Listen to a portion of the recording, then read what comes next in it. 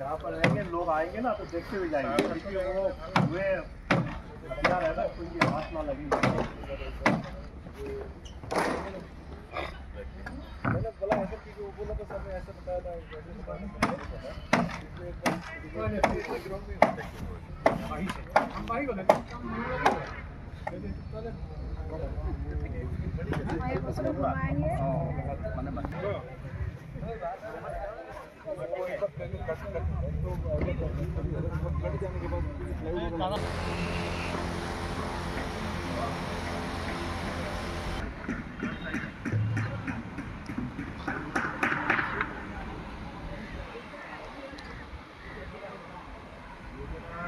পশ্চিম গোলাঘাট শাখা সাহিত্য সভাৰ উদ্যোগত সদৌ অসম পুথি প্ৰকাশন আৰু বিক্ৰেতা সংস্থা নুমলীগড় শোধনাগাৰ লিমিটেড বিভিন্ন দল সংগঠন আৰু অনুষ্ঠান প্ৰতিষ্ঠানৰ সহযোগত 22 অক্টোবৰৰ পৰা 29 অক্টোবৰ পৰ্যন্ত গোলাঘাটৰ নগৰৰ সমন্বয় ক্ষেত্ৰত গোলাঘাট গ্ৰন্থমেলা আৰু সাহিত্য সমাৰোহ 2025 অনুষ্ঠিত হ'ব। প্ৰথম দিনৰ কাৰ্যসূচী শুভ উদ্বোধনী অনুষ্ঠানত প্ৰায় 10 সহস্ৰাধিক ছাত্ৰ ছাত্ৰী আৰু ৰাইজে অসম সাহিত্য সভাৰ শীৰ্ষক গীত চিৰচেনেহী মোৰ ভাষা জননী আৰু জুবিন গাৰ্গৰ কালজয়ী গীত মায়াবিনী ইয়াত পৰিৱেশন কৰিব। এই বৰ্ণাঢ্য কাৰ্যসূচীত আমি সমূহ ৰাইজৰ উপস্থিতি আৰু অংশগ্ৰহণ আমি আন্তৰিকতাৰে কামনা কৰিছোঁ। প্ৰথম দিনৰ কাৰ্যসূচীৰ দ্বাৰ উন্মোচন কৰিব অসম সাহিত্য সভাৰ মাননীয় সভাপতি ডক্টৰ বসন্ত কুমাৰ গোস্বামী ডাঙৰীয়াই আৰু যি 10 সহস্ৰাধিক ছাত্ৰ ছাত্ৰী আৰু ৰাইজৰ দ্বাৰা যি গীত পৰিৱেশনৰ যি বৰ্ণাঢ্য কাৰ্যসূচী এই বৰ্ণাঢ্য কাৰ্যসূচীলৈ অসমৰ মাননীয় মুখ্যমন্ত্ৰী ডক্টৰ হিমন্ত বিশ্ব শৰ্মা ডাঙৰীয়াক মুখ্য অতিথি হিচাপে আমি আমন্ত্ৰণ জনাইছোঁ।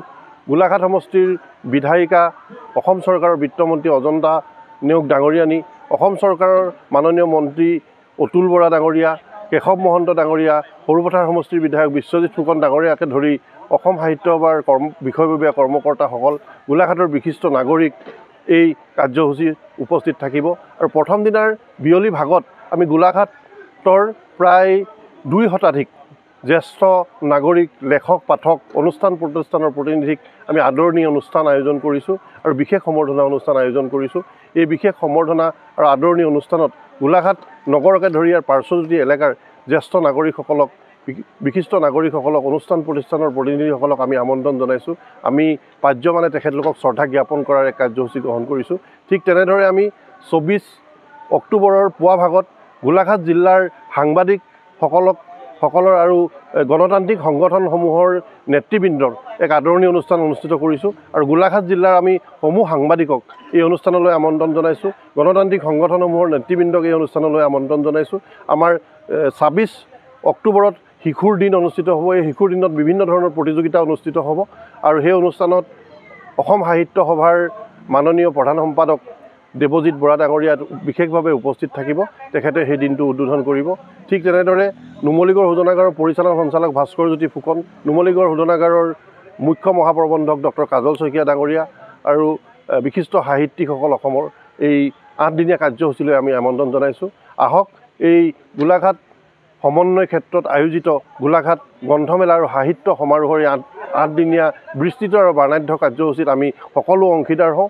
আমি পশ্চিম গোলাঘাট শাখা সাহিত্য সভাৰ উদযাপন সমিতিৰ তৰফৰ পৰা সমূহ ৰাইজক আন্তৰিকতাৰে আমি আহ্বান জনাইছোঁ এই 8দিনীয়া কাৰ্যসূচীত অংশগ্ৰহণ আৰু উপস্থিতিৰ বাবে। আমি গ্ৰন্থৰ সুবাসেৰে সুশোভিত হৈ আমি এই গ্ৰন্থমেলাক সাফল্যমণ্ডিত কৰি তোলোৱা হওক। 22 অক্টোবৰৰ পৰা 29 অক্টোবৰলৈকে পশ্চিম গোলাঘাট শাখা সাহিত্য সভা উদ্যোগত আৰু পুথি প্ৰকাশন, গ্ৰন্থ বিক্ৰেতা আৰু বিভিন্ন দল সংগঠন আৰু গোলাঘাটবাসী ৰাইজৰ সহযোগত গোলাঘাট গ্ৰন্থমেলা সাহিত্য সমাৰোহ 2025 অনুষ্ঠিত কৰিবলৈ আমি আগবাঢ়িছোঁ। এই প্ৰথম দিনাৰ কাৰ্যসূচীত আমাৰ দ্বাৰ মুকলি কৰিব আমাৰ অসম সাহিত্য সভাৰ সভাপতি শ্ৰদ্ধাৰ ডক্টৰ বসন্ত কুমাৰ গোস্বামী ছাৰে। আৰু সেই দিনটোত আমি প্ৰথমেই অসম সাহিত্য সভাৰ যি গীত চিৰচেনেহী পৰিৱেশনৰ লগতে আৰু আমাৰ হিয়াৰ আমঠু জুবিন গাৰ্গৰ কালজয়ী গীত মায়াবিনীও ইয়াত আচলতে পৰিৱেশন হ'ব। গোলাঘাট জিলাৰ বিভিন্ন বিদ্যালয়ৰ ছাত্ৰ ছাত্ৰীসকলৰ লগতে গোলাঘাটবাসী ৰাইজৰ সহযোগত সেই দুইটি গীত একেলগে আমি আমাৰ প্ৰথম দিনাখন শুভ উদ্বোধনী অনুষ্ঠানৰ দিনৰ 1 বজাত আমি ইয়াত পৰিৱেশন হ'ব। গতিকে সকলোকে আমি আমন্ত্ৰণ জনাইছোঁ প্ৰথম দিনাখনৰ কাৰ্যসূচীত। আৰু বাকীকেইদিনো আমাৰ তেনেধৰণে বিভিন্ন কাৰ্যসূচীৰে আচলতে আমাৰ অনুষ্ঠান চলি থাকিব। আৰু লগতে সকলোকে আমি অনুৰোধ জনাইছোঁ গোলাঘাট গ্ৰন্থমেলা আৰু সাহিত্য সমাৰোহ 2025ৰ বাকৰিত কোনো আমাৰ বাণিজ্য মেলা নাথাকে, কিতাপৰ মেলা থাকিব। গতিকে আপোনালোকৰ সন্তানক আপোনালোকে লৈ আহক, আপোনালোকৰ সন্তানক কিতাপৰ সুবাস ল'বলৈ আপোনালোকে ইয়াত মুকলিকৈ এৰি দিয়ক। সেয়াই আচলতে আমাৰ অনুৰোধ। আৰু এটা বিশেষকৈ 26 অক্টোবৰ দিনটো আমি আচলতে শিশু দিন হিচাপে আমি উদযাপন কৰিম। সেইদিনাখন গোলাঘাট জিলাৰ বিভিন্ন বিদ্যালয়ৰ গোলাঘাট জিলাৰ ছাত্ৰ ছাত্ৰীসকলৰ মাজত আমি বিভিন্ন প্ৰতিযোগিতা অনুষ্ঠিত কৰিম। চিত্ৰাংকন প্ৰতিযোগিতা আছে, কবিতা আবৃত্তিৰ প্ৰতিযোগিতা আছে, সাধু কোৱা প্ৰতিযোগিতা, কুইজ প্ৰতিযোগিতা, আকস্মিক বক্তৃতা প্ৰতিযোগিতা। গতিকে 26 অক্টোবৰ দেওবাৰ পৰিছে। গতিকে আপোনালোকৰ সন্তানক সেই দিনটোত বিশেষকৈ অংশগ্ৰহণ কৰিবলৈ আগবঢ়াই আনক। সেয়াই আমাৰ বিশেষ অনুৰোধ।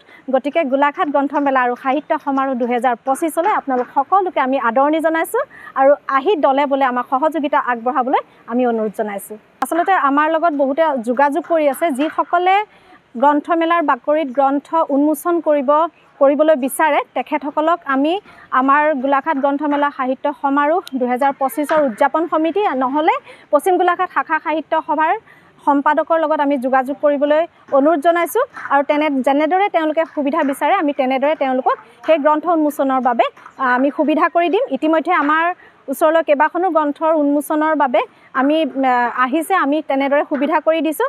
গতিকে আৰু যদি কোনোবা আছে আমি সকলোকে আমন্ত্ৰণ জনাইছোঁ আৰু আমাৰ লগত আপোনালোকে যোগাযোগ কৰিব।